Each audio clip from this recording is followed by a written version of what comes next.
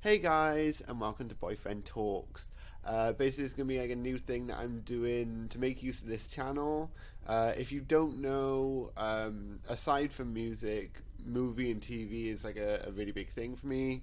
Massive fan. I have been basically my whole life. And usually I have a lot to say about those things. So what better thing to do than just to literally sit on a camera and talk. I'm not expecting to get like loads of views. It's more just kind of like an outlet, so I don't talk about these things endlessly on like Facebook or like to my friends or whatever. So yeah, and today's subject matter, I have a lot to say. So I was originally going to start doing these weeks ago when American Horror Story first started, or American Horror Stories. It kicked off a 3-month run. It's going to be going all the way through to October. But as for American Horror Stories, it has wrapped up now. We have 7 episodes. I did do like review breakdowns for the first 3 episodes, and I scripted it and everything. Ended up being like 40-minute long video essays that I didn't think anybody would want to bother watching. So I decided that I'd wait till the end, and then I thought, why don't I do a tier list? I mean, I've seen loads of people doing them, and you know, they're pretty fun. Shout out Possessed by Horror. I see her do loads of these, and you know, that kind of inspired this kind of way to like wrap it all up.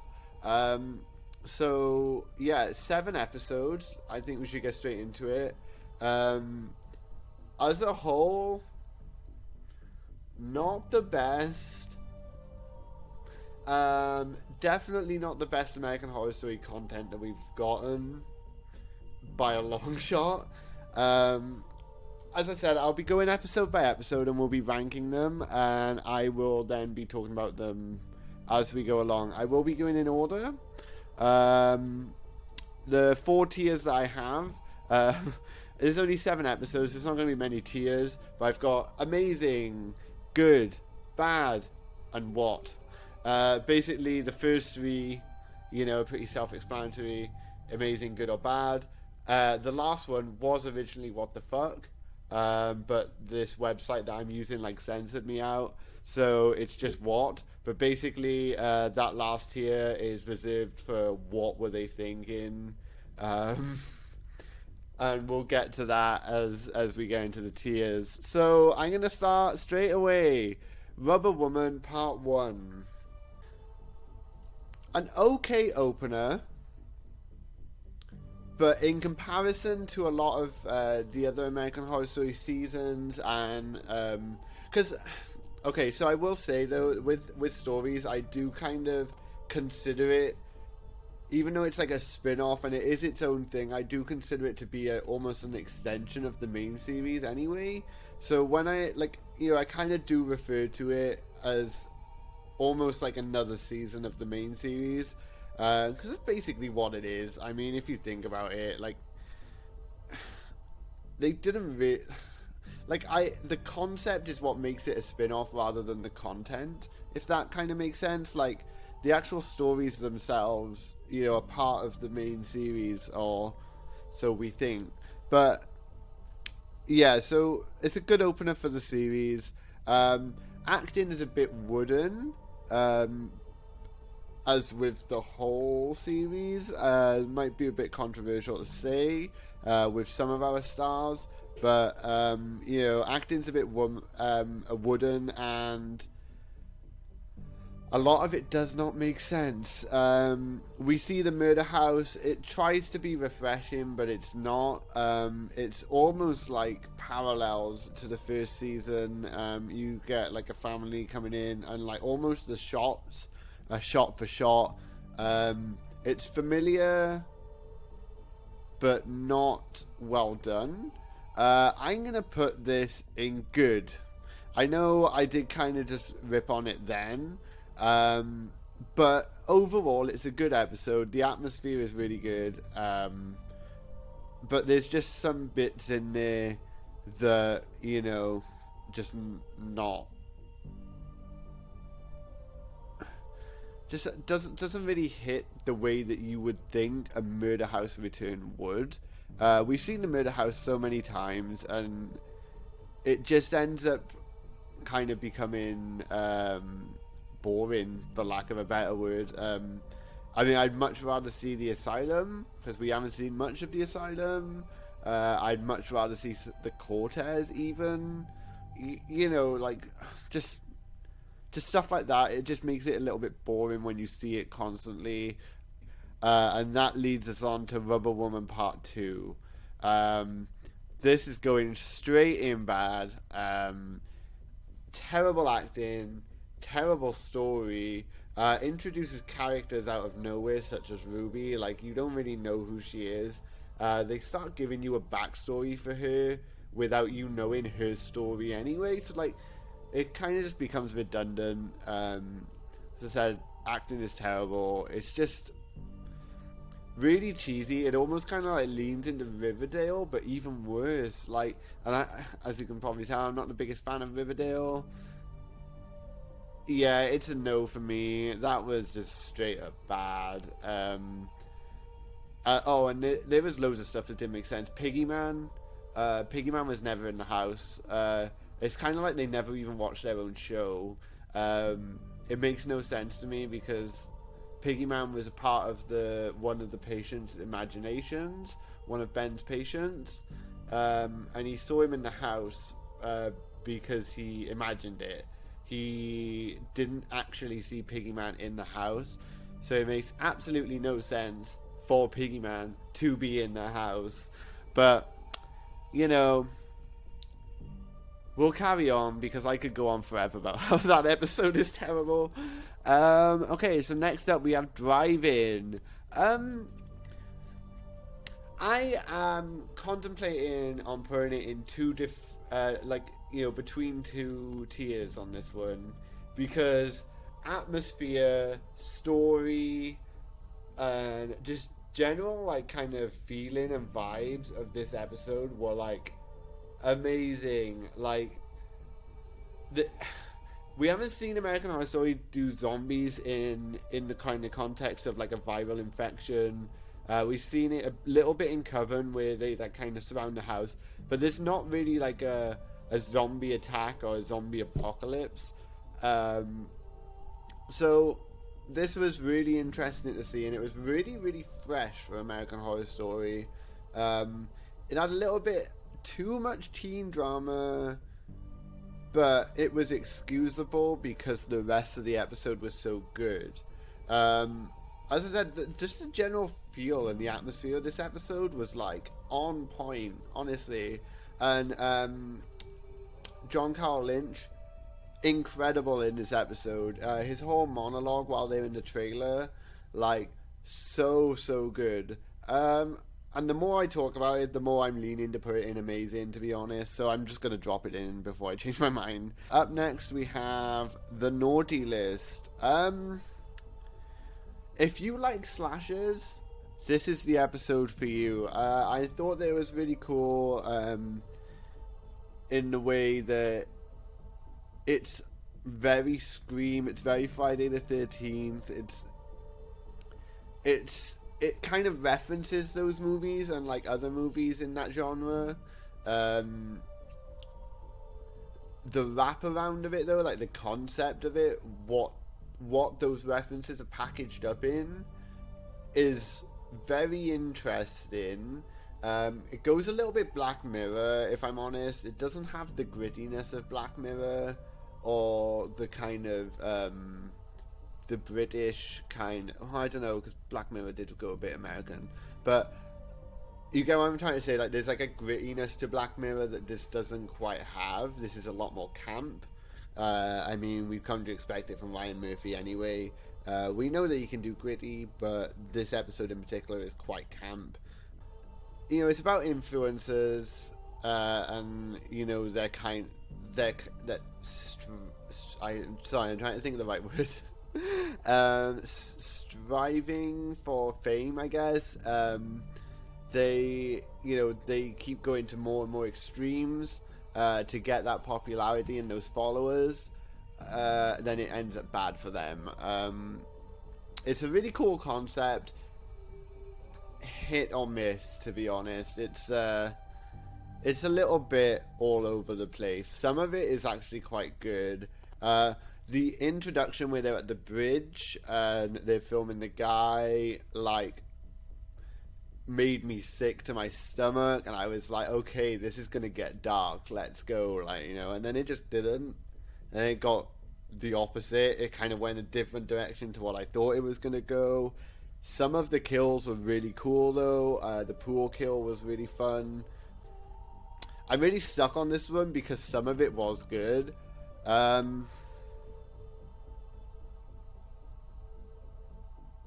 going to put it in bad though, because overall some of it just didn't hit the way that you wanted it to. And then on top of that as well, the whole Christmas thing about it, like, maybe they should have released it at Christmas. It didn't quite make sense to me to have a Christmas episode. I know that Christmas has been touched on in Asylum, and maybe some other seasons. I think it was just Asylum now. But I remember that episode airing around Christmas in December, so it kind of makes sense then. And it's always fun to have Christmas horror, and A Killer Santa, I mean, it's a fun concept. I mean, it just doesn't quite hit in August. Like, do you know what I mean? It doesn't quite get there, or July, whenever this episode aired. Then we have, right, okay, I might say this wrong, and I'd be like, the characters say it all the time, and I still kind of mess up saying it. But Baal, I think, there's, I don't know whether to break it up and be like Baal, but I think it's just Baal. I lived for this episode. Lived for it, honestly. Like, I'm gonna put it straight and amazing. Probably my absolute top of this series. I am a massive fan of Paranormal Activity and Insidious. I know some people might be like, oh, they're terrible horror movies. Whatever, I will fight to the death for those, like, series. This episode encompassed those two franchises so well. It had such Insidious vibes. The first time I watched it, I was like, this is straight up Insidious. And then I watched it with my partner as well, and they were like, yep, Insidious, I'm getting this.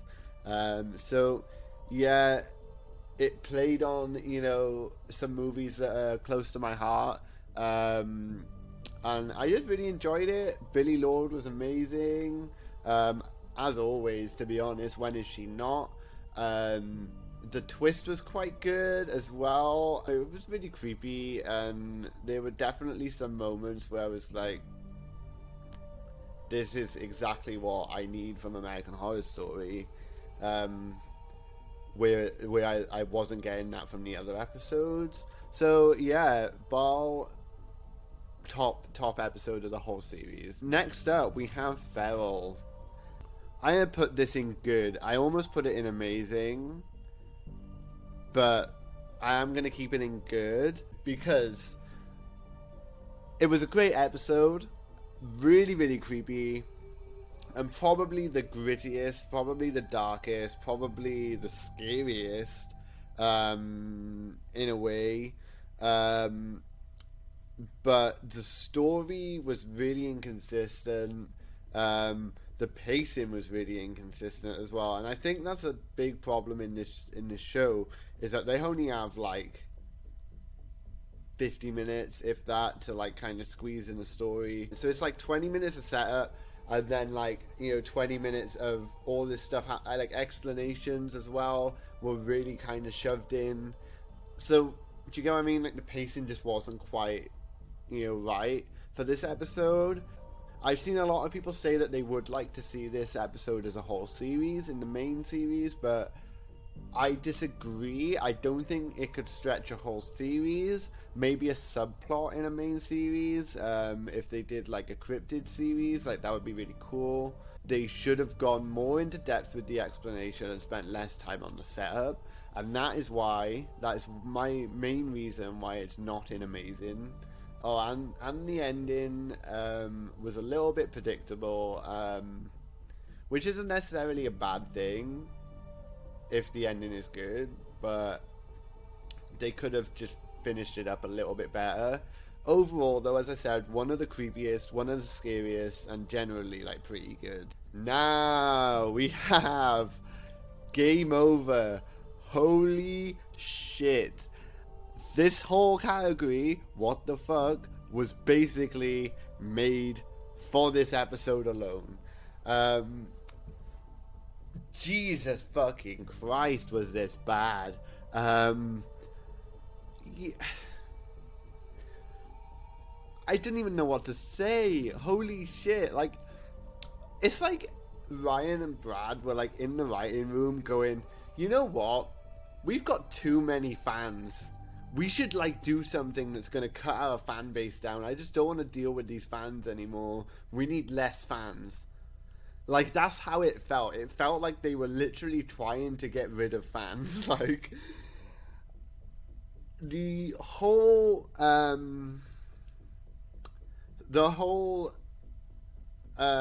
introduction started off quite good, and as soon as they were like, oh, we're fans of American Horror Story, I was like, oh, okay, we're going meta, which I had kind of expected, if I'm honest.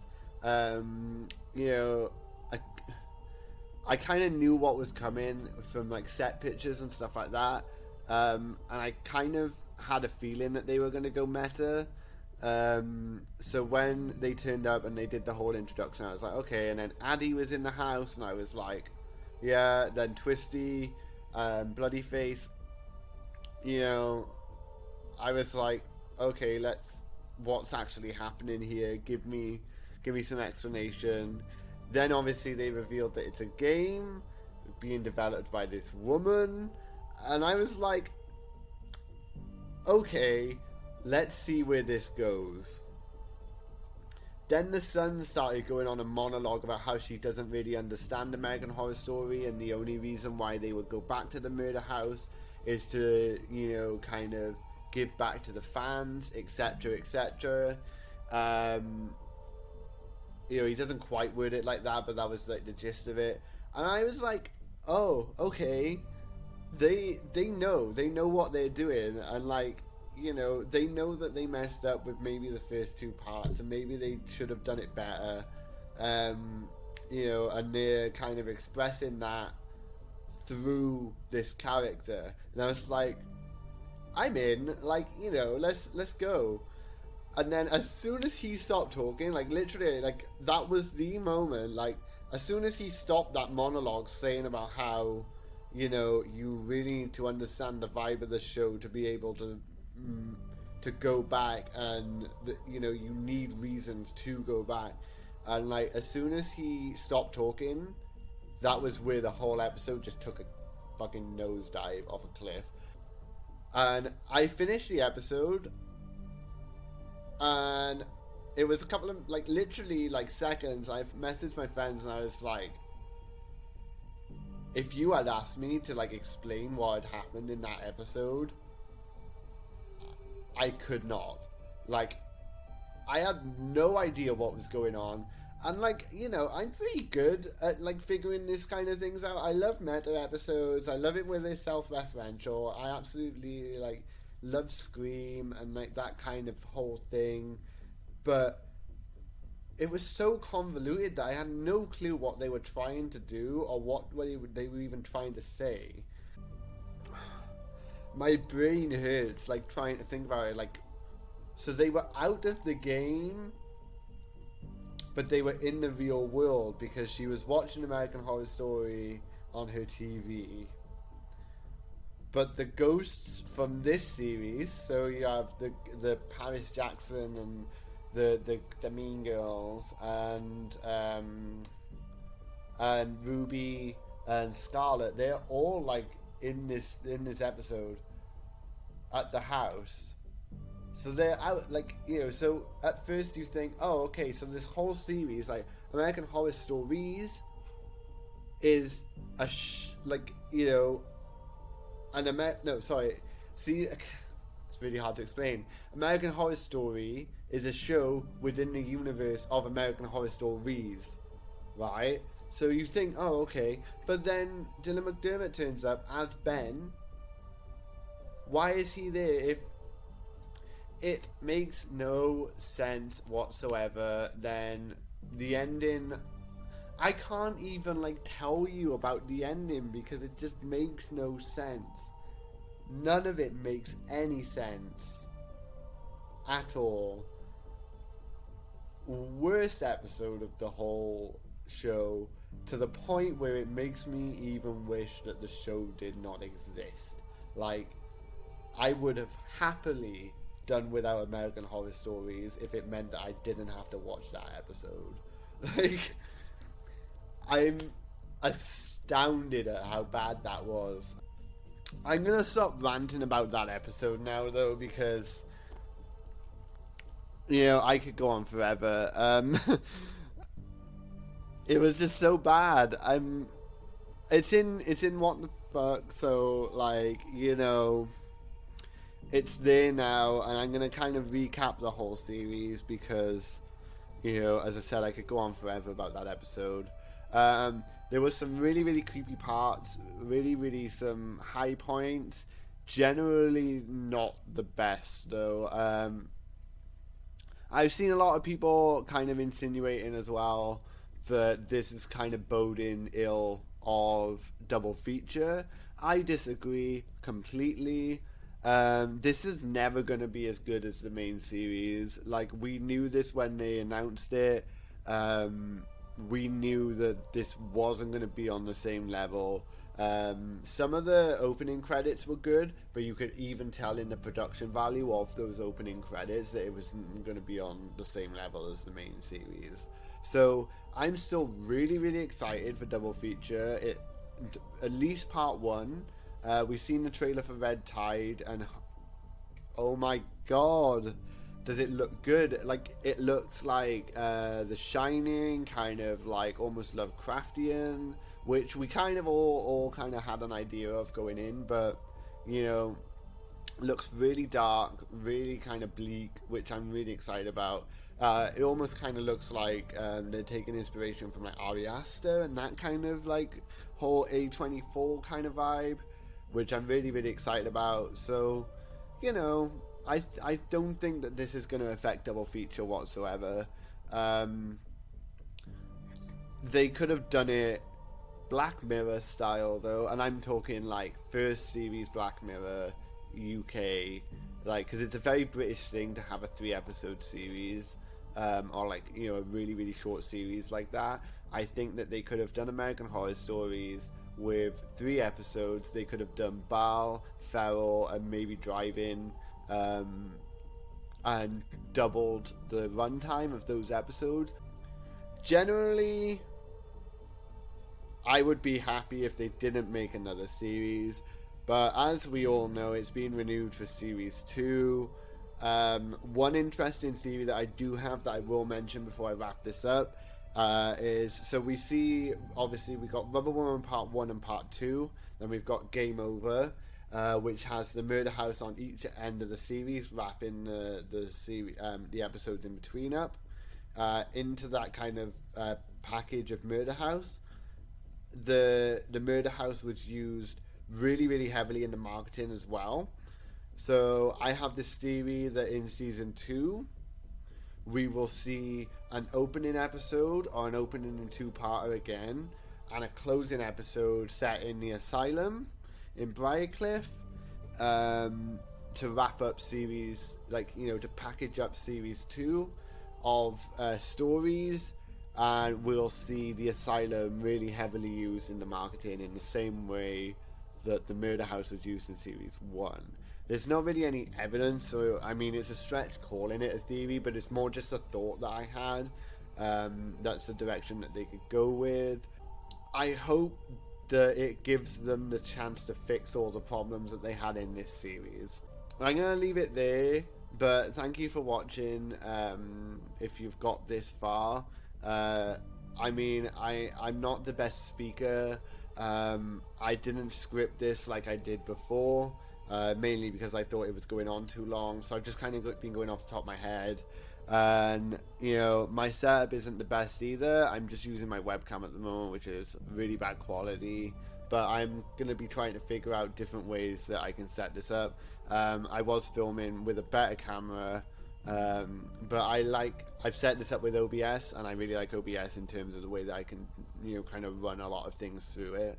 I'll probably get better graphics as well. I literally just chucked this little border and the kind of the title together in Photoshop like 5 minutes before filming. So I'll probably get better titles. I mean, it does look a bit clip-arty. It looks like, you know, something that you get on like PowerPoint or something.